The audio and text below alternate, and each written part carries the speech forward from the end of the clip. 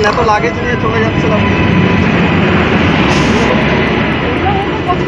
এগুলো বারবার বলছে আমার নয়, বাইরে এগুলো। এর মধ্যে চাল আছে, ডাল আছে, বড়ি আছে, এঁচড় আছে, আলু আছে, শীতের সোয়েটার যেগুলো নিয়ে এসেছিলাম, বোঝা করেছিলাম দিল্লি থেকে, সেগুলো ফেরত রাখছি। বলছে তোমরা এই পাগল তো বলছো। বলতে যে বলছে যে আপনি নাকি রায়গঞ্জ ছেড়ে চলে যান। কে বলছে? অনেকে আর আমার বাড়িটা খাট, আলমারি, আসবাবপত্র, কম্পিউটার, ফ্রিজ, টিভি, বাসনপত্র, সেগুলো কি তোমাদেরকে ছেড়ে দিয়ে যাচ্ছে না? যারা বলছে তাদেরকে ডোনেট করে যাচ্ছে। রায়গঞ্জ কেন্দ্রে এবার অনিশ্চিত বিজেপির বিদায়ী সাংসদ দেবশ্রী চৌধুরী। সম্প্রতি রায়গঞ্জ কেন্দ্রে ভূমিপুত্রকে প্রার্থী করার দাবি তুলেছেন বিজেপির একটি বড় অংশ।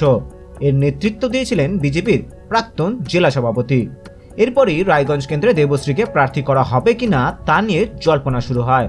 আর এরই মাঝে বিদায়ী সাংসদ রায়গঞ্জ ছাড়তেই নতুন করে জল্পনা ছড়িয়েছে। সম্প্রতি দেবশ্রীর বিরুদ্ধে রায়গঞ্জে পোস্টার পড়ে। পোস্টারে বলা হয় বহিরাগত দেবশ্রী চৌধুরী নয়, ভূমিপুত্রদের প্রার্থী করতে হবে, যা নিয়ে জল্পনা শুরু হয়েছিল।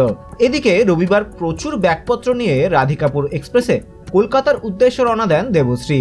যথারীতি খবর ছড়িয়ে পড়ে রায়গঞ্জ কেন্দ্রে টিকিট পাবেন না জেনেই রায়গঞ্জ ছেড়ে পাত্তারি গুটিয়ে কলকাতা ফিরে যাচ্ছেন তিনি। যদিও দেবশ্রী চৌধুরী কখনো দাবি করছেন এই ব্যাগপত্র তার ভাইয়ের, আবার কখনো বলছেন তার শীতের পোশাক, আলু, চাল, এঁচড় ইত্যাদি নিয়ে যাচ্ছেন তার কলকাতার বাড়িতে।